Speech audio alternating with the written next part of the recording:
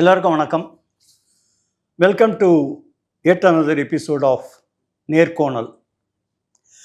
இந்த நேர்கோணல் நிகழ்ச்சியில் ஒரு முக்கியமான விஷயம் உங்கள் கூட ஷேர் பண்ணிக்கணும். அதாவது இது ஏதோ வெறும் அரசியல் சம்பந்தப்பட்ட டிஸ்கஷன் அப்படின்னு நினச்சிக்க வேண்டாம். ஃபஸ்ட் எபிசோடில் நான் சொல்லியிருந்தேன் கரண்ட் அஃபேர்ஸும் இதில் எடுத்துப்போம் அப்படின்னு. ஸோ நாட்டு நடப்பாக இருக்கலாம், இல்லை ஒரு பொதுமக்களுக்கு தேவையான விஷயங்களாக இருக்கலாம், ஸோ மெனி திங்ஸ். இப்போ அந்த விதத்தில் சமீபத்தில் நான் பார்த்தேன், அதாவது சோஷியல் மீடியாவாக இருக்கட்டும், இல்லை மற்ற விஷயங்களாக இருக்கட்டும், ஃபங்க்ஷன்ஸாக இருக்கட்டும், இப்போ எல்லாருமே என்ன பண்ணுறாங்கன்னா இந்த ஏஐன்னு சொல்லி அது மூலமாகத்தான் எல்லாத்தையுமே இம்ப்ளிமெண்ட் பண்ணிட்டு இருக்கா. ஃபார் இன்ஸ்டன்ஸ், ஒரு பத்திரிக்கை அனுப்பணும்னா சரி, ஒரு இன்விடேஷனாக இருந்தாலும் சரி, அதுவும் நான் இப்போ ஃபேஸ்புக்லேயோ இல்லை இன்ஸ்டாலேயோ பார்த்தா எல்லாரும் அதை யூஸ் பண்ணி, ஒரு நாடக விழாவாக இருக்கட்டும், இல்லை ஒரு டான்ஸ் அரங்கேற்றமாக இருக்கட்டும், எல்லாருமே அதை யூஸ் பண்ணி பார்த்தா ஒரு சின்ன சின்ன விஷயங்களுக்கு கூட, ஒரு சாதாரண லெட்டர் எழுதணும், 4 லைன் அப்பா அம்மாவுக்கு எழுதணும்னா கூட ஏஐ யூஸ் பண்ணி லெட்டர்னு எழுதிட்டு இருக்கா. ஸோ ஐ ஸ்டார்டட் திங்கிங், அப்போது இது ஏஐ தான், is it going to be the future of our this one, not only future, ப்ரெசண்ட்டே ஏஐக்குள்ளே தான் போயின்னு இருக்கு. ஸோ இன்றைக்கி அதை பற்றி, அதாவது நிறைய பேருக்கு ஏஐங்கிறது சொல்கிறாலே தவிர அதோட ஃபுல் பரிமாணம் என்ன, how it functions, how it operates, அதுக்கு தேவையான data centres and other requirements என்ன, இதெல்லாம் ஒரு சாதாரணமாக இருக்கிறவாளுக்கு கூட புரியணும் அப்படிங்கிற ஒரு எண்ணத்தில் today we'll talk about artificial intelligence.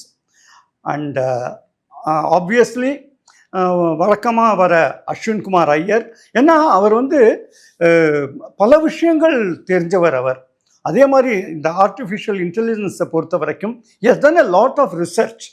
So I think he is the right person to discuss about this also. So Ashwinji, இப்போ the future of mankind is going to be based on artificial intelligence. This is number one. Second thing what are the advantages of AI, and whether the advantages will outweigh the disadvantages or vice versa. Artificial intelligence இன்னைக்கு நம்ம சொல்கிறோம் இல்லையா, இந்த artificial இன்டெலிஜென்ஸை ஃபியூச்சரில் நம்ம இப்படி தான் சொல்லுவோமாங்கிறது கூட நமக்கு தெரியாது. காரணம் என்னன்னாக்கா, நீங்கள் 1980கள் லேட் 80s வென் திஸ் இன்டர்நெட்லாம் கொஞ்சம் கொஞ்சமாக வந்துன்றப்போ, இல்லை ஏர்லி 90ஸ்லாம் இன்டர்நெட்டு மக்களுக்கு, அதாவது பாமர மக்களுக்கு கொஞ்சம் கொஞ்சமாக ட்ரிக்கிள் டவுன் ஆகும்போது முதல்ல இது இன்ஃபர்மேஷன் ஹைவே அப்படின்னு சொன்னாங்க. என்னென்னமோ பேர்கள் இருந்தது, வேர்ல்டு வைடு வெப்புன்னு தான். இன்றைக்கும் பேர் www வேர்ல்டு வைடு வெப்பு தான். பட் அது இன்னைக்கு ரொம்ப இன்ட்ரெஸ்டிங்காக நம்ம இன்டர்நெட் அப்படின்னு ஈஸியாக சொல்லிடுறோம், வெப்னு சொல்கிறோம். Several ways. அதே மாதிரி ஆர்டிஃபிஷியல் இன்டெலிஜென்ஸ் அப்படிங்கிற வார்த்தை ஃபியூச்சரில் முதல்ல மாறிடும் நான் நினைக்கிறேன். காரணம் அதோட கேரக்டரை மாறிடும். அதை ஆர்டிஃபிஷியலாக இல்லாமல் அது ஒரு இன்டெலிஜென்ஸாக தான் நம்ம பார்க்க போகிறோம்.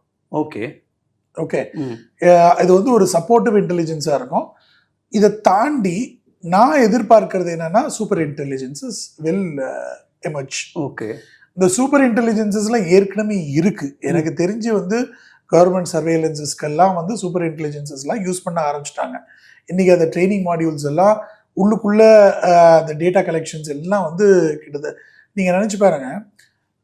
ஒரு நிமிஷம், அதுக்கு முன்னாடி கொஞ்சம் சிம்பிளிஃபை பண்றதுக்கு, அதாவது ஏஐ ஆர்டிஃபிஷியல் இன்டெலிஜென்ஸ் அப்படின்னு சொல்லிட்டு இருக்கா எல்லாரும், அது எக்ஸாக்டாக என்ன அப்படிங்கிறது. ஏன்னா நிறைய பேருக்கு அது என்னன்னு இன்னும் கரெக்டாக புரியாமல் கூட இருக்கலாம். அது கொஞ்சம் சிம்பிளிஃபை பண்ணி what actually it is. Simple sir.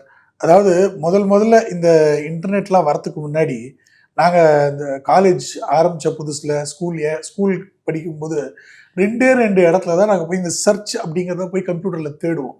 ஒன்று அந்த காலத்தில் பிரிட்டிஷ் கவுன்சில் லைப்ரரி இருக்கும், நீங்களாம் நிறைய யூஸ் பண்ணியிருப்பேன். அதே மாதிரி அமெரிக்கன் கான்சலேட் லைப்ரரி. இந்த 2 லைப்ரரிக்குள்ளேயும் போய் முதல்ல சர்ச் அப்படின்னு போட்டு அந்த புக்கு எங்கே இருக்குன்னு தேடி கண்டுபிடிக்கிறதுல அதில் ஒரு அலாதி பிரியம். ஏன்னா ஏதோ பெருசாக டிஸ்கவர் பண்ணிட்டா மாதிரி ஒரு ஃபீலிங் இருக்கும். ஏன்னா அந்தந்த வார்த்தைகளை யூஸ் பண்ணி கரெக்டான புக்கை தேடுறது ஒரு பெரிய கஷ்டம் அந்த காலத்தில். அது லைப்ரரி எனக்கு கேட்போம், இந்த மாதிரி சமாச்சாரங்கள்லாம் இருக்குது. இப்போ அந்த மாதிரி கேட்லாக் ஒரு விதம் அப்படின்னாக்கா, அடுத்தது இன்டர்நெட்ல நீங்க கூகுள்ல ஒரு சப்ஜெக்டை கொடுத்து இதுக்கு உண்டான நாலேஜ், இதுக்கு உண்டான புஸ்தகம் எங்க இருக்குன்னா, அது உலகத்துல எங்க அந்த புஸ்தகம் இருக்கு, யார் அதை எழுதியிருக்கா, எங்க பப்ளிஷ் ஆயிருக்கு, எவ்வளவு ரூபாய்க்கு வாங்கலாங்கிறது வரைக்கும் உங்களுக்கு கூகுள் சொல்லிடும். ஸோ நீங்க வந்து ஒரு ரெஸ்ட்ரிக்டிவ் ஏரியால ஒரு லைப்ரரியில இந்த புஸ்தகம் எங்க இருக்குன்னு நீங்க தேடுறது எப்படி இருக்கு, உலகத்துல இந்த புஸ்தகம் யார், இதை பத்தி யார் எழுதியிருக்காங்க, அதனுடைய விலை என்ன, எங்க வாங்கலாம், எவ்வளோ ஆகும் அப்படிங்கிற அந்த இன்ஃபர்மேஷன், அதோடைய ரிவ்யூஸ், இது என்ன. அதை தாண்டி எனக்கு இந்த சப்ஜெக்டை பத்தி தெரியணும்னா உங்களுக்கா எல்லா இன்ஃபர்மேஷனையும் திரட்டி ஒரு புஸ்தகமே எழுதி கொடுக்கறது என்ன. அந்த உங்களுக்கு எல்லா இன்ஃபர்மேஷனையும் தாண்டி உங்களுக்காக தானே திங்க் பண்ணி உங்களை கேள்விகள் கேட்டு அது வந்து ஒரு கன்க்ளூஷன்ல உங்களுக்கு வேணுங்கிறத உருவாக்கி கொடுக்கறது இல்லையா. அது கேள்விக்கு ஆன்சராக ஆரம்பிக்கிறதுலேயே அந்த ஆரம்பிச்சு நீங்க கேட்ட மாதிரி ஒரு அழகா ஒரு பிக்சரோ இல்லை வீடியோ கொடுக்கறதுலேயே அந்த ஆரம்பிச்சு நீங்க சொன்னதை புரிஞ்சுண்டு அதை வந்து தானும் யோசிச்சு அதுக்கு ஒரு வேல்யூ ஆட் பண்ணி ஒரு ஃபினிஷ்டு ப்ராடக்டை கொடுக்கறது தான் உங்களுக்கு ஆர்டிஃபிஷியல் இன்டெலிஜென்ஸ் இன்னைக்கு. ஓகே, சொன்ன கமாண்ட் சப்ஜெக்ட் எந்த இது வேணாலும் இருக்கலாம். அது இப்ப சொன்ன கமாண்ட மட்டும் பண்ணா அது பேர் கம்ப்யூட்டிங். Okay okay. இப்போ கம்ப்யூட்டர்ல என்ன சமாச்சாரம் இருக்கு, மெமரிங்கிறது 2 சமாச்சாரத்துல தான் இருக்கு. ஒன்னு ரேம், ஒன்னு ஹார்ட் டிரைவ். ஹார்ட் டிரைவ்ல நீங்க என்ன ஃபைலா ஸ்டோர் பண்றீங்களோ அந்த ஃபைலா இல்ல ஸ்டோர். ரேம் ஃபைல்ல நீங்க எந்த அப்ளிகேஷன் ஓபன் பண்றீங்களோ அந்த அப்ளிகேஷன் ஓபன் ஆகி அது க்ளோஸ் ஆகிற வரைக்கும், அதை சேவ் பண்ணி நீங்க ஹார்ட் டிஸ்க்ல க்ளோஸ் ஆகிற வரைக்கும் இந்த அப்ளிகேஷன் ரன் ஆகக்கூடிய மெமரியில ரன் ஆகக்கூடிய இடம் தான் ரேம். இது 2 தான் இருக்கு. இதை நம்ம மைண்ட்ல நம்ம ஹியூமன் இன்டர்ஃபேஸ்ல புரிஞ்சுக்கணும்னு வச்சுக்கோங்களேன். நம்மள பிரெயின் நம்ம மனசுல பதிகிற மெமரிக்கும் நம்மளோட மைண்ட் ஸ்பேஸும் வச்சுக்கலாம். ஏன்னா மனசுல எத்தனையோ சமாச்சாரம் நமக்கு ஞாபகம் இருக்கும். கரெக்ட். அது ஹார்ட் டிஸ்க் மெமரி. அப்போ நீங்க யோசிக்கக்கூடிய சமாச்சாரம் 1-2 தான் பண்ண முடியும். அது உங்க ரேம், அது மைண்ட் ஸ்பேஸ். ஸோ இது இப்படி புரிஞ்சுக்கலாம். ஸோ இப்போ நினச்சி பாருங்க, நான் வந்து ஒரு திடீர்னு ஒரு மந்திரம் போட்டு உங்க இது கம்ப்யூட்டர்கிட்ட வந்து இத்தனை நாள் வந்து பிசி சார் வந்து ஒரு 5 வருஷமா உன்கிட்ட நிறைய சொல்லிட்டு இருக்கார், இது எல்லாத்தையும் வச்சு அவர் கேட்குற கேள்விக்கு அவருக்கு உண்டான பதில நீயா தானா தேடி எடுத்து ஒரு ப்ராடக்டை கொடுத்துரு அப்படின்னு நான் சொன்னேன்னு வச்சுக்கோங்களேன். அதுதான் ஆர்டிஃபிஷியல் இன்டெலிஜென்ஸ். ஓகே. அது வந்து அதுக்கு என்ன மெமரி இருக்கோ, we are asking the memory to self learn. அதுவே கத்துக்கிறது.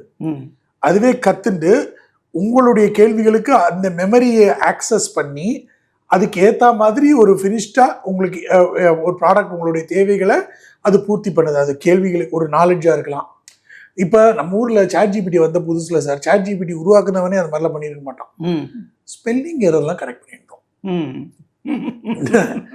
அதாவது எதுக்கெல்லாமோ சாட் ஜிபிடியை வந்து என்னெல்லாம் வேலையெல்லாம் பண்ண சொல்லக்கூடாதோ அத்தனை வேலையும் பண்ண சொல்லிட்டு இருந்தோம். இன்னைக்கும் அது நடக்குது. என்ன ஒரு ஆர்டிஃபிஷியல் இன்டெலிஜென்ஸை ஒரு நான் வந்து ஏஐ நம்ம ஊர்ல கேவலமான இன்டெலிஜென்ஸ் ஆகிட்டாங்க. அந்த மாதிரி இல்லை, நாட் ஓன்லி தட். இன்னொன்று என்ன எனக்கு தோன்றதுன்னா, இந்த ஆர்டிஃபிஷியல் இன்டெலிஜென்ஸ்னால சோம்பேறித்தனம் அதிகமாகிறது சார். அது நம்ம எப்படி யூஸ் பண்றோங்கிறத பொறுத்து இருக்கு சார். இல்லை, நான் ஒரு சின்ன லெட்டர் டிராஃப்ட் பண்ணா கூட ஏஐ மூலமா பண்ணலாம். அது கரெக்ட். ஆனா ஒரு 4 லெட்டர் டிராஃப்ட் பண்ற இடத்துல 100 லெட்டர் டிராஃப்ட் பண்ணலாம். அவ்வளவுதான் வித்தியாசம். உங்களுக்கு டைம் ஜாஸ்தியா இருக்கும். இன்னொன்று இது அவ்வளோ ஈஸியும் கிடையாது. இன்னைக்கு உலகத்துல இருக்கிற எல்லா ஆர்டிஃபிஷியல் இன்டெலிஜென்ஸும் சார், எல்லா இன்ஜின்ஸும் நான் சொல்றது இன்னும் ட்ரைனிங் மாடியூல்ல தான் இருக்கு, எல்லாம் கத்துட்டு தான் இருக்கு. நீங்க நினைச்சு பாருங்க, அதாவது at some point in time ஒரு மெச்சூர்ட் ஆர்டிஃபிஷியல் இன்டெலிஜென்ஸ் இருக்கும் அப்படின்னாக்க, பியூரா நான் சொல்றேன், பியூர் ஆர்டிஃபிஷியல் இன்டெலிஜென்ஸ் எக்ஸிஸ்டன்ஸுக்கு வரும் அப்படின்னு சொன்னாக்க அதனுடைய 0.1% லேர்னிங்ல தான் இன்னைக்கு இருக்கும். Scratching the surface. Okay okay. நான் வந்து என்னால கண்ணால விஷுவலைஸ் பண்ணக்கூடிய சமாச்சாரங்கள் வந்து ஆர்டிஃபிஷியல் இன்டெலிஜென்ஸ் கிட்டத்தட்ட சயின்ஸ் ஃபிக்ஷன் மாதிரி. இது இனிமே ஃபிக்ஷனே கிடையாது, கண்டிப்பா நடக்கும். நான் பாக்குறேன். I'm able to see that. Okay. இது வந்து நம்ம எப்படி யூஸ் பண்றோங்கிறது நம்ம பொறுத்து இருக்கு. இப்போ நம்ம கையில ஒரு துப்பாக்கி கிடைக்கிறது சார், அந்த துப்பாக்கியை வந்து நம்ம டிஃபெண்ட் பண்றதுக்கு யூஸ் பண்ணிக்கலாம், தவறான விஷயங்களுக்கு யூஸ் பண்ணிக்கலாம். அதை நீங்க அமினிஷன் பார்க்கணுமே தவிர அது ஒரு வெப்பன், ரெண்டுத்துக்கு வித்தியாசம் இருக்கு இல்லையா? இல்லையா? அந்த மாதிரி நமக்கு கையில ஒரு சக்தி ஒண்ணு கிடைக்கும். டபுள் எட்ஜ் ஸ்வோர்ட் மாதிரி. டபுள் எட்ஜ் ஸ்வோர்ட், அந்த ஸ்வேர்டை நீங்க உங்களை பாதுகாத்துக்கிறதுக்காக யூஸ் பண்ணலாம், உங்களுடைய நல்ல தேவைகளுக்காக யூஸ் பண்ணலாம், இல்ல நம்ம அந்த ஸ்வேர்டை யூஸ் பண்ணி நம்ம கத்திரிக்காவும் நறுக்கலாம். ஓகே, இப்ப நம்ம கத்திரிக்காய் நறுக்கிட்டு இருக்கோம், நம்ம வெண்டைக்காய் கத்திரிக்காய் தான் நறுக்கிட்டு இருக்கோம் அந்த ஸ்வேர்டை வச்சு. அதை வச்சு நம்மளை பாதுகாக்கிறதுக்கு யூஸ் பண்ணிக்கலாம், இல்ல தேவையில்லாத இன்னொருத்த மேல போர் புரியும், எல்லாமே இருக்கும் சார். ஃபியூச்சர்ல இது எல்லாமே இருக்கும். ஆனா இந்த ஆர்டிபிஷியல் இன்டெலிஜென்ஸை எப்படி யூஸ் பண்ணிக்கிறோங்கிறத பொறுத்து தான் இருக்கு. இதை நம்ம ட்ரெயின் பண்ணணும். அதை ட்ரெயின் பண்ண அதாவது அது நம்மள்ட்ட தான் கத்துக்கும், குழந்தை மாதிரி. நம்மளோட இன்புட்ஸை பொறுத்து you can create at some point in time நம்மளோட ஒரு ட்வின்னை கிரியேட் பண்ணலாம், நம்மளோட மூளையை கட்டி அதுக்குள்ள வைக்கலாம். எமோஷன்ஸை பண்ண முடியறது கொஞ்சம் கஷ்டம். ஓகே, அதுவும் கூட they say it is possible ஃபியூச்சர்ல பாசிபிளா இருக்கும். பட் ஆனா எமோஷன்ஸை புரிஞ்சுக்க கூடிய மாதிரி வச்சுடலாம். அதுக்கு சில பேசிக் கமாண்ட்ஸ் கொடுக்கலாம், இதெல்லாம் செய்யலாம் இதெல்லாம் செய்யக்கூடாதுன்னு. இந்த மாதிரி இன்ஜின்ஸை கிரியேட் பண்ணலாம். அண்ட் நீங்க அதுக்கு பேஸ் பண்ணி உங்களுக்கு இந்த சப் இன்ஜின்ஸ்லாம் நீங்க உங்களுக்கு ஒன்று இன்ஜின்ஸுக்கு ஏற்ற மாதிரி what you call as agents நீங்க ட்ரெயின் பண்ணலாம். அந்த அதை வந்து இன்ஜினை பேஸ் பண்ணி யூஸ் பண்ணணும். உங்களோட ஏஜென்ட்டை நீங்க ட்ரெயின் பண்ணிக்கலாம், உங்களோட ட்வின்னை அதை கிரியேட் பண்ணலாம் சார். அதுக்கு அந்த தாட் ப்ராசஸ் முழுக்க அதுக்கு ஷிஃப்ட் பண்ணலாம். நீங்க அதோட நிறைய பேசி பேசி பேசி பேசி அதுக்கப்புறம் உங்களுடைய இன்புட் எல்லாம் அதுக்கு கொடுத்து, நீங்க உங்களுடைய கிரியேஷன்ஸ்லாம் அதுக்குள்ள கொடுத்து, இது எல்லாத்தையும் அதை படிக்க வச்சு அதை புரிஞ்சுக்க வச்சு, அதுக்கு நிறைய டைம் தேவை. ஓகே, ஒருத்தருடைய ட்வின்னாவும் கிரியேட் பண்ணலாம், இல்ல ஒரு நாலேஜ் பேஸை கிரியேட் பண்ணி அந்த நாலேஜ் பேஸுக்கு உண்டான ஒரு ஏஜென்ட் ஒன்று ஃப்ரண்ட் எண்டுக்கு ஒரு ஏஜென்ட் கிரியேட் பண்ணி அந்த நாலேஜ் பேஸுக்கு உள்ள அத்தனை இன்ஃபர்மேஷனும் பாசிபிள் கொஸ்டின்ஸ், அந்த எந்த கொஸ்டினுக்கு எந்த மாதிரி ஆன்சர் பண்ணணும், சிலது எப்படி எமோட் பண்ணணும். இப்போ ஃபார் எக்ஸாம்பிள் இதனால அட்வான்டேஜஸ் டிஸ்அட்வான்டேஜஸ்லாம் நீங்க கேட்டீங்க இல்லையா, இதுல பல விஷயங்களும் நடக்கும். இப்போ அது தெரியாத சொல்ற சில விஷயங்களும் இருக்கு, தெரிஞ்சே வந்து இப்ப பின்னாடி இன்ஜின்ல இப்போ ஃபார் எக்ஸாம்பிள் இந்த மாதிரி கேள்வி கேட்டா, இப்போ நான் ஒரு என்னோட ரொம்ப பாப்புலர் ChatGPT மாதிரி ஒரு இன்ஜின் நான் ஒன்று வச்சுருக்கேன்னு வச்சுக்கோங்க, இது ரொம்ப பாப்புலர் ஆயிடுது. நீ இந்த கேள்விக்கு நீ இந்த மாதிரி பதில் சொல்லு அப்படின்னு நான் அதை ட்ரெயின் பண்ணலாம். நான் சொல்ற பதில் வந்து எனக்கு ஒரு பிசினஸ் இன்ட்ரெஸ்டா அமையும். கரெக்ட். அது வெறும் பிசினஸ் இன்ட்ரெஸ்டா அமைஞ்சதுன்னா அது வந்து ஒரு மாடரேட் ப்ராப்ளம்னு நான் சொல்லுவேன். இது வந்து எனக்கு ஐ நோ கேசஸ் வேர் தெரியாம வந்து these things are pushing people into சில பேருக்கு வந்து ஆன்சர்ஸ். ஏன்னா இன்னைக்கு இருக்கிற இன்ஜின்ஸ் எல்லாம் ரொம்ப கேர்ஃபுல்லா கிரியேட் பண்றாங்க. இதுக்கு இன்னும் சட்டம் வரல. ஆனா ஃபியூச்சர்ல நடுப்புற கேட்க வந்தேன் உங்கள்கிட்ட. அதாவது இப்போ சமீபத்துல நீங்க பார்த்தேன்னா நிறைய ஃபேக் இன்ஃபர்மேஷனும் ஃபேக் நியூஸும் இது மூலமா கிரியேட் பண்ணிட்டு இருக்காங்க. Advantages and disadvantages. அது ஃபேக் இன்ஃபர்மேஷன் கிரியேட் பண்றது, ஃபேக் நியூஸ் கிரியேட் பண்றது, அதாவது நீங்க ஆர்டிபிஷியல் இன்டெலிஜென்ஸ் ஒரு டூலா வச்சுட்டு இருக்காங்க. அதுக்கு முன்னாடி அதை பண்ணிட்டு இருந்தாங்க. அந்த காலத்துல மஞ்ச பத்திரிக்கை வந்துட்டு இல்லையா, கரெக்ட். அதே மாதிரிதான் அதை வந்து ஆனா இப்ப என்னன்னா ஒரு நம்பகத்தன்மை அதிகமா இருக்கு. ஏன்னா அதுல வந்து ஒரு வீடியோவே வந்து இது பண்ணி என்ன இப்போ சமீபத்துல நடந்த ஒரு சின்ன இது சொல்றேன், தெரிஞ்சிருக்கலாம், நிறைய பேருக்கு தெரிஞ்சிருக்கலாம். அதாவது நிர்மலா சீதாராமன் மாதிரியே பேசுற மாதிரி அவளையே காமிச்சு, I don't want to elaborate, உங்களுக்கே தெரியும், அதாவது இன்வெஸ்ட் பண்ணுங்க அப்படின்லாம் சொல்லி, அப்புறம் அவளே வந்து அதுல இன்னொரு வேடிக்கையான விஷயம் என்னன்னா, நிர்மலா சீதாராமனை யாரோ ஒருத்தர் இன்டர்வியூ பண்ற மாதிரியும், அந்த இன்டர்வியூ பண்றவர் அவங்கள்ட்ட கேட்குறாங்க, ஏன் மேடம் இந்த மாதிரி உங்களை பத்தி ஒரு வீடியோ வந்திருக்கே, அது எந்த இல்லை அது நிஜமான வீடியோ தான், நான் தான் பேசினேன் அப்படின்னு சொல்ல வச்சு, பட் அதுவும் ஃபேக் வீடியோ. ஆமா சார், இந்த மாதிரி எல்லாம் நிறைய பண்ணலாம் சார். அதாவது திட்டம் போட்டு திருடுற கூட்டம் திருடிக்கொண்டே இருக்கும், சட்டம் போட்டு தடுக்கிற கூட்டம் தடுத்து கொண்டே இருக்கும். இதுதான் விதி. திருடம் போலீஸ் கேம் நடந்துட்டே தான் இருக்கும். பட் இதெல்லாம் வந்து ஆனா வெரி வெரி காமன் பேசிஸ். நான் சொல்றது நீங்க என்ன சார் ரொம்ப சின்ன சின்ன விஷயம்லாம் சொல்றீங்க. ஆர்டிபிஷியல் இன்டெலிஜென்ஸ் வச்சு you can rig stock market. Okay, artificial இன்டெலிஜென்ஸை வச்சு ஹேக் பண்ணலாம் சார். நான் வந்து என்னோட பயம் அந்த மாதிரி சமாச்சாரம் சார் நீங்க நினைச்சு பாருங்க, நீங்க நான் ஹேக் பண்ணி மிசைல்ஸோட கோடை மாத்திட்டேன்னா இந்த ஊருக்கு அடிக்கிறதுக்கு பதிலா இந்த ஊருக்கு அடிக்க மாத்தினேன்னா இது சைபர் செக்யூரிட்டி இஸ் ரிக்வயர்டு. ஏன்னா அதுக்கு ஏஐ வேணும்னு அவசியம் கிடையாது. அது இல்லாம கூட ஹேக் பண்ணாங்க. Hackers don't need AI necessarily. AI makes அவங்களுடைய வேலையை இன்னும் கொஞ்சம் ஈஸியா ஆக்கும், அவ்வளவுதான். நான் அந்த அளவுக்குலாம் நம்ம போகவே இல்லை. I am not bothered about artificial intelligence in its current form. இதுக்கு நிறைய இன்னும் ரெகுலேஷன்ஸ் இன்னும் வர வேண்டியது இருக்கு. அதாவது எத்திக்கல் ஹேக்கிங் எப்படி ரெகுலேஷன்ஸ் இருக்கும், அதே மாதிரி usage of ethics in artificial intelligence. யார் யார் படங்களை நான் உபயோகப்படுத்தலாம். இப்போ நான் வந்து ஒருத்தர் மேல உள்ள ஆசையினால, அபிமானத்தினால அவர்களுடைய படத்தை நான் உபயோகிச்சு அவர் பக்கத்துல நான் நின்று கண்டுபிடிச்சிக்கிற மாதிரி ஒரு போட்டோ இருக்குன்னு வச்சுங்களேன். ஒரு எனக்கு அபிமானமான ஒரு டைரக்டரோ ஆக்டரோ இல்ல ஒரு தேசிய தலைவரோ இது நான் செய்யலாமா? இதுக்கு காப்பிரைட் இருக்கா? ஓகே. ஸோ அந்த ரெஸ்ட்ரிக்ஷன் வந்து இப்பவே நிறைய விஷயங்கள்ல இருக்கு. இப்போ நீங்க ஜெமினை மாதிரி இடத்துக்குலாம் போனீங்கன்னாக்கா இட் இஸ் வெரி டிஃபிகல்ட். ஒரு பப்ளிக் ஃபிகரை வச்சு நீங்க மாற்றக்கூடியது ரொம்ப கஷ்டம். ஆனா உங்களுக்கு டார்க் நெட்ல ஏற்கனவே வந்து எந்தவித ரெஸ்ட்ரிக்ஷன்ஸும் இல்லாத ஏஐ என்ஜின்ஸும் இருக்கு. Correct correct correct. லிட்டரலா எந்த ரெஸ்ட்ரிக்ஷன்ஸும் இல்லாத. இது இதை வச்சு நீங்க யூ கேன் டூ எனிதிங். நீங்க வந்து ஆனா அதுக்குன்னு ஒரு கேப்பபிலிட்டி லிமிடேஷன்ஸ் இருக்கு. நான் எதுக்கு சொல்ல வரேன், இதை நம்ம எதுக்கு யூஸ் பண்றோங்கிறத பொறுத்து இருக்கு. நம்ம வந்து ப்ரொடக்டிவா யூஸ் பண்ணா ஆர்டிஃபிஷியல் இன்டெலிஜென்ஸை ப்ரொடக்டிவா யூஸ் பண்ணலாம்.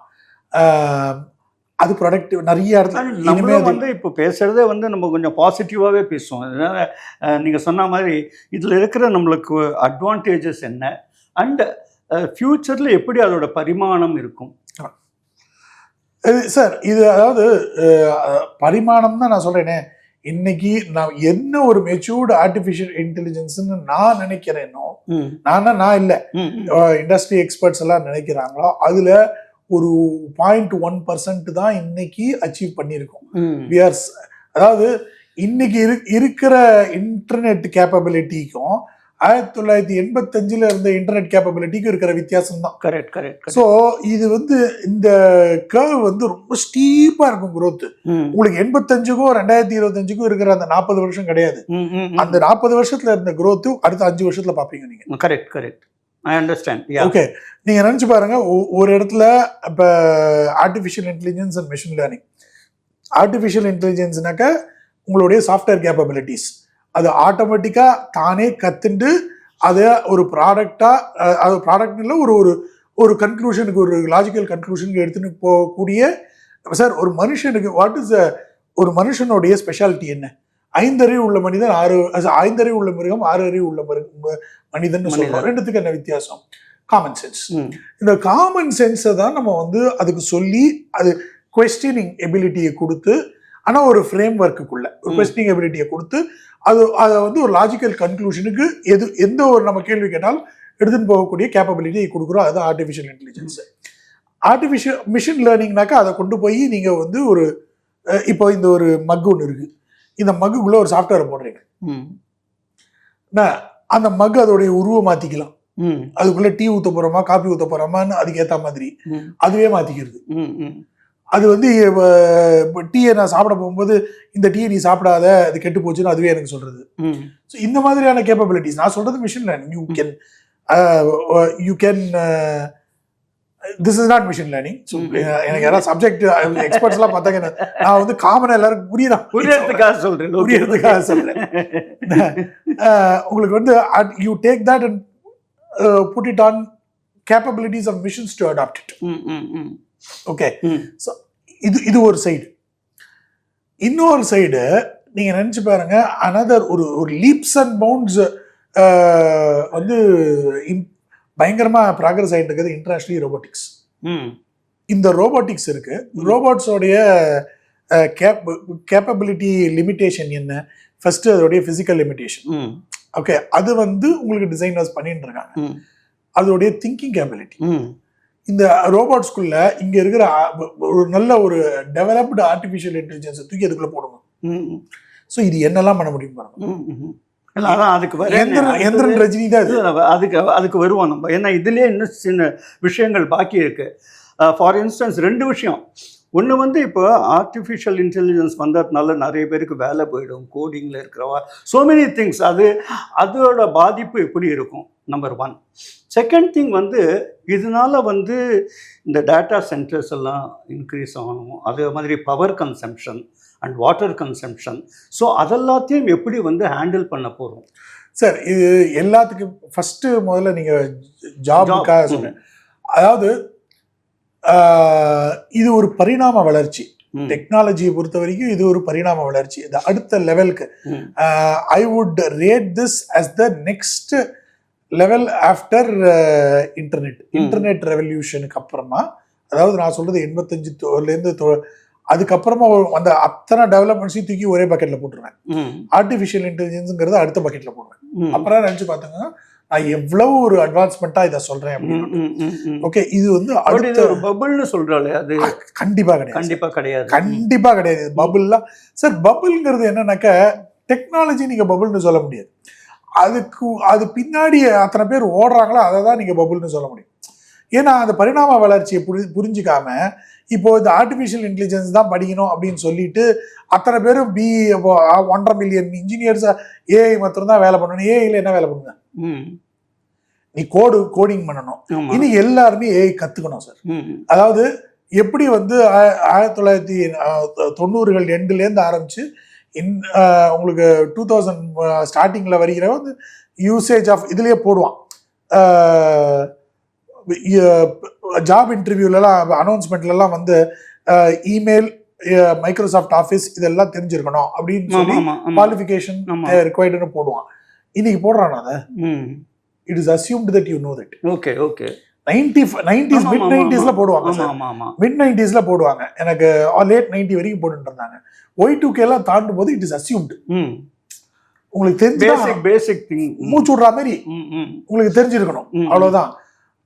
அதே மாதிரி இன்னைக்கு வந்து இன்னும் கொஞ்ச நாள்ல என்ன ஆகும்னாக்கா நீங்க என்ன வேலை பண்ணினாலும் உங்களுக்கு ஏஐ யூஸ் பண்ண தெரியணும். ஏஐ யூஸ் பண்ண தெரியலன்னா you become redundant, you become dinosaurs. Okay, நீ அது வந்து நான் சொல்றேன், நாம வந்து இனி எத்தனை பேர் வயசுல பெரியவங்க எல்டர்ஸே வந்து அவங்க ChatGPTல இருக்கிற அந்த வாட்ஸ்அப்ல இருக்கிற அந்த ஏஐ யூஸ் பண்ணி மெசேஜஸ் போடுறாங்க. ஓகே, ஹெல்ப்புக்கே நிறைய வரும் சார். இன்னைக்கு உங்களோட பேசும், உங்களுக்கு கம்பேனியன்ஸ் எல்லாம் இருக்கு. உங்களுக்கு வயசு வரம்பே இல்லாம இன்னைக்கு வந்து ஏஐ யூஸ் பண்ண தெரியணும். நீங்க எவ்வளவு பவர்ஃபுல்லா யூஸ் பண்ண முடியுமோ நம்மளோட ஜாப் ஆப்பர்ச்சுனிட்டிஸ் அவ்வளவு பெட்டரா இருக்கும். ஓகே, இப்போ சாஃப்ட்வேர்ல இப்போ கோட் பண்றவனுக்கு எல்லாம் வேலை போறது அப்படின்னாக்க ஆமா கரெக்ட். உங்களுக்கு பேசிக் முண்டேன் கோடிங்லாம் இன்னைக்கு அதுவே பண்ணி கொடுத்துருது. 10 பேர் செய்யக்கூடிய வேலையை ஒரு ஆள் உட்காந்து கரெக்ட் பண்ணிட்டு அது பண்றது. ஸோ அவங்க கிராஜுவேட் பண்ணிக்கணும் அடுத்த லெவல்ல. இப்ப ரிக்ஷா எல்லாம் இல்லையே, ஆட்டோ ரிக்ஷா தான் மாத்திரம் தான் இருக்கு அப்படின்னாக்க rickshaw auto rickshaw graduate. Auto rickshaw taxi. Correct.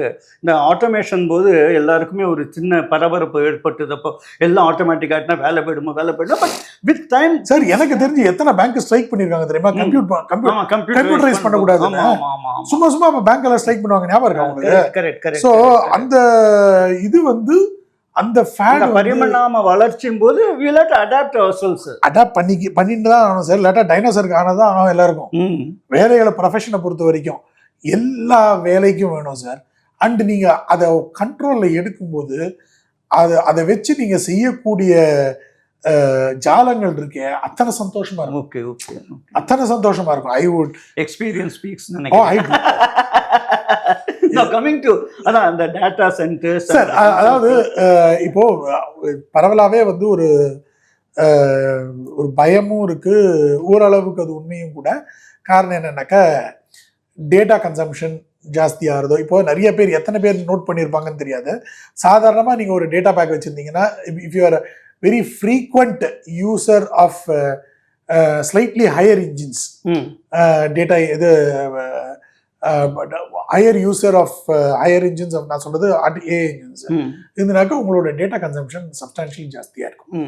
அதுக்கு காரணம் வந்து திடீர்னு ஏஐ வந்து உங்களோட டேட்டாலாம் புடிங்கின்னு போறதுலாம் கிடையாது, நம்மளோட யூசேஜ் அதுல ஜாஸ்தியாருது.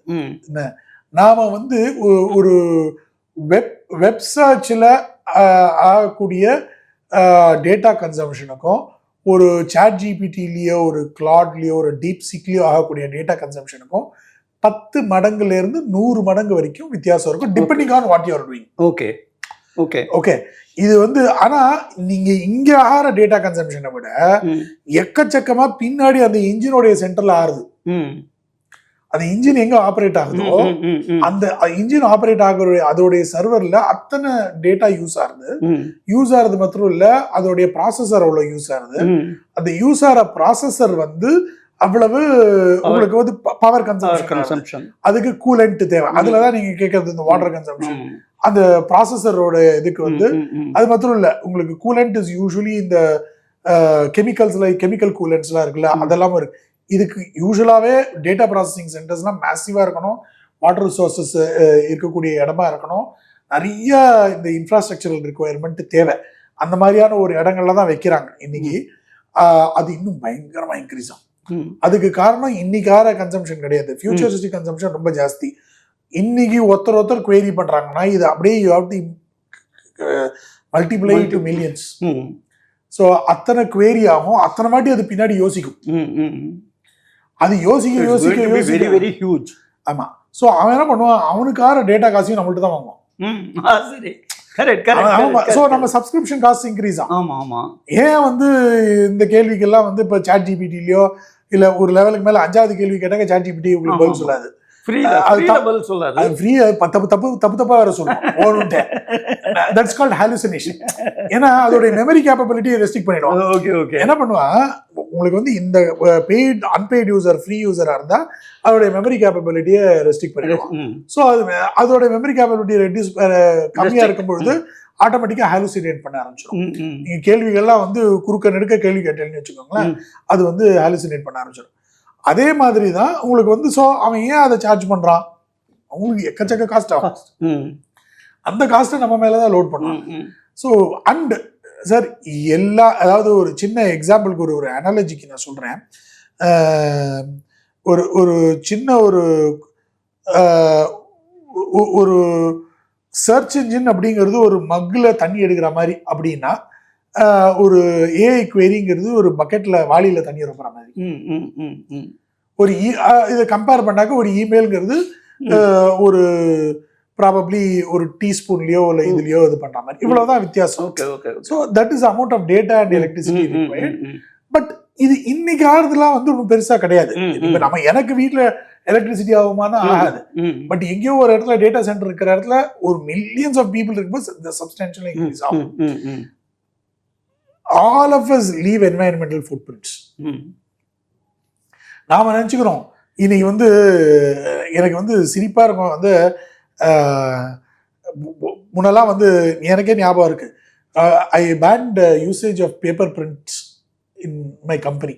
அதாவது அன்வான்ட் பேப்பர் பிரிண்ட்ஸ் எல்லாம் ஃபுல்லா பேன் பண்ணிட்டு இமெயில்ஸ் மட்டும் தான் ஃபுல்லி எலக்ட்ரானிக் அப்படி இப்படிலாம் நிறைய எடுத்துன்னு வந்தோம். Thinking that electronic data processing is extremely environmental friendly, ஃபுல்லா கிரீன் அப்படின்னு நினைச்சிட்டு அதோடைய அது பின் விளைவுகள்லாம் தெரியாம, நான் சொல்றது 20 years பேக் எல்லாம் அதோடைய கெப்பாசிட்டி இன்க்ரீஸ் ஆக தான் உங்களுக்கு கரெக்ட். நீங்க வந்து அதாவது இப்ப பேப்பர் அளவுக்கு நம்ம மரத்தை வெட்டல, ஆனா இந்த என்வைரன்மெண்டல் ஃபுட் பிரிண்ட் வந்து இந்த எலக்ட்ரானிக் டேட்டா விடுறது இல்லையா, இதுவும் சாமானியம் கிடையாது. ஒவ்வொரு கண்ட்ரிக்கும் வந்து இந்த எலக்ட்ரானிக் என்வைரன்மெண்டல் ஃபுட் பிரிண்ட், அந்த எலக்ட்ரானிக் டேட்டா விடுற எலக்ட்ரானிக் ஃபுட் பிரிண்ட்டும் சரி, அந்த எலக்ட்ரானிக் வேஸ்டேஜும் சரி, இது ஃபியூச்சர்ல ஒரு பெரிய ப்ராப்ளமேட்டிக் விஷயமா இருக்கு.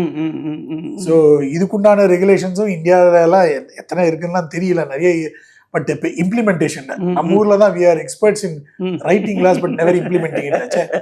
ஸோ உலகம் முழுக்கவே சார் 2-3 சட்டத்துறைகள் வந்து ஃபியூச்சர்ல ஒன்று வந்து AI ethics and copyrights and other things, electronic laws அப்படின்னு சொல்ற மாதிரி. அடுத்தது வந்து என்வைரன்மெண்டல் லாஸ். இதுக்கு நிறைய பின்னாடி ரெகுலேஷன்ஸும் இருக்கும். அந்த ரெகுலேஷன்ஸை பாத்துக்கிற மாதிரி இந்த சட்டத்துறைகளும் பயங்கர we will have tribunals for all these things. Separate கோர்ட்ஸே இருக்கும் ஃபியூச்சர்ல. அவ்வளவு டிஸ்பியூட்ஸ் இருக்கும். கரெக்ட். எவ்வளவு எக்ஸ்பேண்ட் ஆகுமோ அதுக்கு தகுந்த இதுல இருந்து ஃபியூச்சரிஸ்டிக் என்னோட ஒவ்வொரு வாட்டியும் நான் இதெல்லாம் பண்ணும்போது சார், இதெல்லாம் பார்க்கும்போது எனக்கு ஒண்ணுதான் யோசிப்பேன். நம்ம கவர்மெண்ட் நேஷனல் லெவல்ல அட்லீஸ்ட் இவங்க ஏதோ பண்ணிட்டு இருக்காங்க எனக்கு தெரியும். இது நேஷனல் லெவல்ல பண்ண வேண்டிய சமாச்சாரம் மாத்திரம் கிடையாது. லோக்கல் லெவல், ஸ்டேட் லெவல்ல, டிஸ்ட்ரிக்ட் லெவல்ல யோசிக்க வேண்டிய சமாச்சாரங்கள். இது யோசிக்கிறோமான்லாம் எனக்கு வந்து ஃபர்ஸ்ட் அவங்களுடைய ஃபர்ஸ்ட் 200 ப்ரையாரிட்டியில இதெல்லாம் இருக்குமான்னு எனக்கு டவுட். ஓகே, அவ்வளோ ஒரு பயம். இது நேஷனல் லெவல்ல போட்டு மாத்திரம் பிரயோஜனம் கிடையாது. Because this has to be implemented at the local level, at municipal level. அந்த அளவுக்கு யோசிச்சாகணும். ஒரு பீரியட் ஆஃப் டைம் அது ஆட்டோமேட்டிக்காக வரலாம். இப்போ ஃபார் இன்ஸ்டன்ஸ் சொல்கிறேன், சின்ன ஜெராக்ஸ் சென்டர் வந்து முன்னாடி சிட்டியில் மட்டும்தான் இருந்தது. போக போக போக பார்த்தா கிராமங்கள்லேயும் அது வந்து கொடுத்துன்னு வச்சுக்கோங்களேன். அதே மாதிரி ஒரு பீரியட் ஆஃப் டைம் அது நடக்கும்னு நினைக்கிறேன். அண்ட் சார் அது பிஸ்னஸ் வந்துடும் சார். எனக்கு பயமே ரெகுலேஷன். ரெகுலேஷன் சொல்கிறீங்களா நீங்கள்? ரெகுலேஷன் அதை ரெகுலேட் பண்ணணும். அதை நம்ம வந்து ப்ரோஆக்டிவாக இருக்கணும். இன்னைக்கு யோசிச்சாதான் பின்னாடி நடக்கும். எல்லாம் நம்ம ஊர்ல எப்போதுமே கண்ணு கட்டின அப்புறம் தான் சூரிய நமஸ்காரம் பண்றது. கர்நாடகா, மகாராஷ்டிரா, டெல்லி நான் சொல்றது என்சிஆர். ஏன்னா டெல்லியோட most operations are either in Gurgaon or in Noida. So நான் சொல்றது national capital region and Tamil Nadu and Gujarat. இது இந்த 5 இடங்கள் இருக்கு இல்லையா, இந்த 5 இடங்களும் வந்து we are at a different level. And Andhra Pradesh, Telangana, Hyderabad and Andhra Pradesh. So இதெல்லாம் வந்து we are at a different. இந்தியாவில் மற்ற ஸ்டேட்ஸ் எல்லாம் வந்து ஒரு எரால இருக்குன்னா இந்த ஸ்டேட்ஸ் எல்லாம் இன்னொரு எரால இருக்கு. நாம இன்னைக்கு யோசிக்கலாம்னா we are closer to the problems. நாம இதுல டெக்னாலஜிக்கலி அட்வான்ஸ்டு அப்படின்லாம் சொல்றோமே தவிர இந்த ஸ்டேட்ஸ் எல்லாம் வந்து we are closer to the problems. இதுல இருக்கிற அர்பன் ஏரியாஸ் மாத்திரம். மகாராஷ்டிராலே நீங்க வந்து பாம்பே, நவி மும்பை, நாக்பூரை தாண்டிங்கன்னா, நாக்பூர் கூட போவாங்க, பாம்பே நவி மும்பை தாண்டினா ஒன்றும் பெருசா ஒன்றும் கிடையாது. என்சிஆர்ல இந்த 2 ரீஜன்ல தாண்டினாக்கா உங்களுக்கு எதுவுமே கிடையாது. பெங்களூர் தாண்டினாக்கா கர்நாடகால உங்களுக்கு இந்த அட்வான்ஸ்மெண்ட்ஸ் பார்க்க முடியாது. சிமிலர்லி இன் சென்னை என்னன்னா இந்த அர்பன் பாக்கெட்ஸ் எல்லாம் பின்னாடி is going to become if we don't think about it now. Okay, சரி, அது எப்படி ஆகிறதுங்கிறத பார்ப்போம். இப்போ ஆர்டிஃபிஷியல் இன்டெலிஜென்ஸை பற்றி சொல்லும்போது பொதுவான கருத்து அது எல்லாமே அது பண்ணிடும் அப்படின்னா, அப்போ சமீபத்தில் வந்து ஆஸ் எ தியேட்டர் பர்சன் சமீபத்தில் வேற ஒருத்தரோட பேசியிருந்த போது நான் சொன்னேன், சரி இதெல்லாம் பண்ணிடும், சரி இப்போ மெமரி இருக்குது, அது எல்லாத்தையும் இது பண்ணும், ஓகே, நாடக மேடையில் நின்று டயலாக் பேசணும்னா அது நம்ம தானே பண்ணியானோம், அது ஒன்றும் பண்ண முடியாது இல்லையா அப்படின்னு. சார் இதில் நான் ஒன்று சொல்கிறேன். இப்போ எனக்கு வந்து ஒரு மூமெண்ட் சென்சரும் ஒரு கேமராவும் ஸ்டேஜுக்கு முன்னாடி ஒன்று வச்சுட்டு எல்லா ஆக்டர்ஸுக்கு காதுக்குள்ளேயும் ஒரு ப்ராம்ப்டர், சின்னதாக இன்விசிபிள் ப்ராம்ப்டர் ஒன்று கொடுத்துட்டு நான் என்னோட இன்ஜினுக்கு ஸ்கிரிப்டை அதுக்குள்ள போட்டு உங்களுக்கு ஒன்னா ஆர்டிபிஷியலி கிரியேட்டட் ஸ்கிரிப்டா கூட, ஏஐ ஜெனரேட்டட் ஸ்கிரிப்டா கூட இருக்கும், பண்ண முடியும். பியூட்டிஃபுல்லா நீங்க டிராமாஸ் எழுத முடியும், ஸ்கிரிப்ட் எழுத முடியும். அதை வச்சு எழுதுற எத்தனையோ ரைட்டர்ஸ் இன்னைக்கு நிறைய பேர் வந்துட்டாங்க. Okay, because it helps you a lot. Okay okay, அந்த ஸ்கிரிப்டையும் அதுக்குள்ள போட்டுட்டு நீ வந்து ஃபுல்லா மானிட்டர் பண்ண, யார் எப்படி எமோட் பண்றாங்கிறத பாரு, எங்கெங்க டைலாக்ஸ் போறதுங்கிறத பாரு, என்னென்ன ஓடுங்கிறது அந்த காதுக்குள்ள இருக்கிற இன்விசிபிள் ப்ராம்ப்டர்ல ப்ராம்ப்ட் பண்ணிட்டே என்ன பண்ணும் சார், அதை பண்ணும். பாய் யார் திறக்கிறது, அதுவும் நான் சொன்னேன்ல, கொஞ்சம் வெயிட் பண்ணுங்க. இந்த ஹியூமனாய்ட்ஸ் வந்துருக்குன்னு வச்சுக்கோங்க. இன்னைக்கு இன்னொரு சமாச்சாரமும் இருக்கு சார். ஒரு 3D ப்ரொஜெக்டர் உள்ள போட்டீங்கன்னா மனுஷனே வேணாம், நான் வந்து ஹாலோகிராம் வச்சு 3Dல இல்ல ஹியூமனாய்ட்ஸ் வந்துருச்சுன்னா நான் சொல்றேன், நான்லாம் அப்போ பார்ப்பேன். எனக்கு வந்து ரொம்ப ஆசையா இருக்கு கொஞ்சம் அப்படியே ஃபாஸ்ட் ஃபார்வர்டு பண்ணி அதெல்லாம் பார்க்கணும்னு. கண்டிப்பா ஹியூமனாய்ட்ஸ் இருக்கும் sir.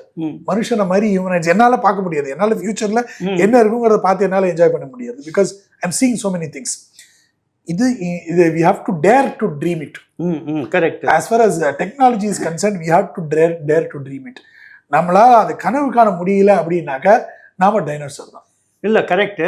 But the bottom line சொல்கிறேன். ஸோ நம்ம அதாவது ரொம்ப இன்ட்ரெஸ்டிங்காக நீங்கள் நிறைய விரிவாக சொல்லியிருக்கீங்க. ஏன்னா இதெல்லாம் தான் வந்து it is going to be very useful information to the people who are வாட்சிங் this. But the bottom line என்ன சொல்ல வரேன்னா, ஹியூமன்ஸை ரிமூவ் பண்ண முடியாததுக்காக ஹியூமன்ஸ் இருந்தாலும், ஏன்னா எது ஆர்டிஃபிஷியல் இன்டெலிஜென்ஸ் ஒர்க் பண்ணணுன்னாலும் அதுக்கு வந்து நம்மளோட இது என்ன சொல்றது, ஃபீட் பண்ணி இன்புட்ஸ் எல்லாம் கொடுத்தாதான் அது பண்ண முடியும் இல்லையா சார். நான் திருப்பி we call it an artificial intelligence for a reason. எது இருந்தாலும் சார் மனுஷனுக்காக இருக்கே தவிர மனுஷனை சப்ஸ்டிடியூட் பண்றதுக்கு இல்லை. கரெக்ட். ஓகே, ஸோ நாம் அதை எலிவேட் ஆகிடும். ஒன்றும் இல்லை சார், இப்போ ஆர்டிஃபிஷியல் இன்டெலிஜென்ஸ் இப்போ இவ்வளோ பேசுகிறோம். Elon Musk is already experimenting with Neuralink. நியூராலிங்க்ங்கிற சிம்பிள் சார். இப்போ உள்ள ஒரு சிப்பை வச்சு யாரோ ஒருத்தருக்கு ட்ரை கூட பண்ணார்ல, ட்ரையெல்லாம் பண்ணிட்டு இருக்காங்க. அது மாத்திரம் இல்லை sir, there are 2-3 companies which are doing it. Okay, ஒன்றும் இல்லை, சிம்பிள். உங்களுக்கு விக்கிபீடியாவுக்கு நம்ம பிரெயினுக்கு கனெக்ஷன் கொடுத்துட்டு எப்படி இருக்கும்? வெறும் விக்கிபீடியா மத்தெல்லாம் விட்டுரும். சரி, how powerful you will start. Correct. நான் ஜம்முன்னு போய் எக்ஸாம் எழுதிட்டு வந்துடுவேன். அஞ்சு பாருங்க, அப்போ சிஏ எக்ஸாம் பாஸ் பண்ண முடியாது சார். நான் சொல்றேன், சிஏ எக்ஸாம் பாஸ் பண்றதுக்கு அதெல்லாம் போறாது. நான் எதுக்கு சொல்ல வரேன்னாக்கா, that is the level we are thinking.